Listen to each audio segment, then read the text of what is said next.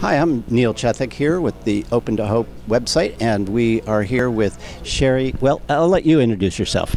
Hi, I'm Cheri Ross. I'm a writer and I'm a college instructor, and I teach on death and dying. But my specialty is pet loss, and with a specific interest in children and pet loss. And so one of the things that almost every child goes through is the death of a pet. And I wonder if, say, a parent is watching this today and has lost a pet in the family, and they have children in, say, the 8 to 10-year-old range. What is a good thing to do early on after a loss like that? Okay, that's an excellent question. I think first is acknowledging it as a loss. Too many times this type of loss seems like it could be something that's replaceable. Just get the child another pet, just go on to perhaps trying to bond with a new pet. But we know that we need to grieve losses before we're able to adequately bond losses. Bond to another pet. So it's important to go through that process.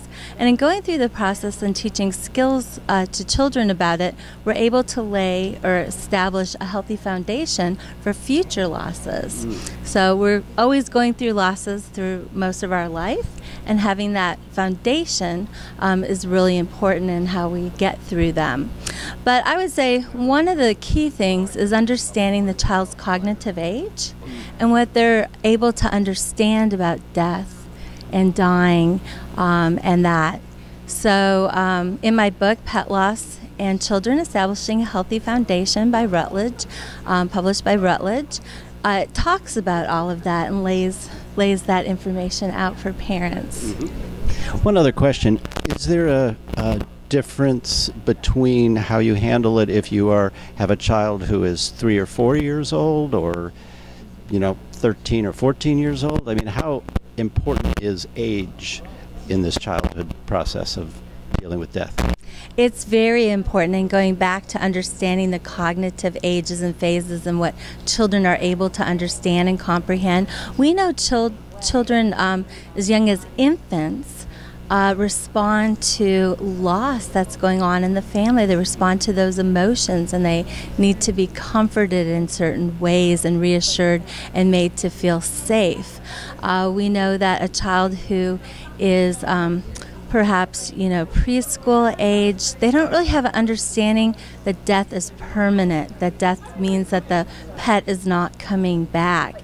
And it's not as strange as it might sound or something. Parents might have an experience with a child where you bury a dead pet and the child wants to dig it up and see what's happening to the pet, or they may be upset that you're putting the pet into the earth because they may see the pet is sleeping and that the pet could wake up. So it's really important to have that awareness. We know that children after the age of 6 are able to start to really comprehend the permanence of death and loss.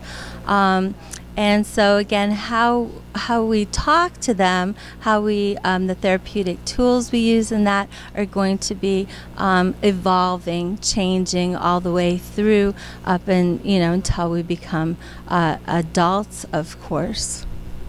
Okay, well, thank you so much for the great insight. I know as a parent myself, that kind of valuable advice goes a long way. So thanks a lot. Thanks for having me.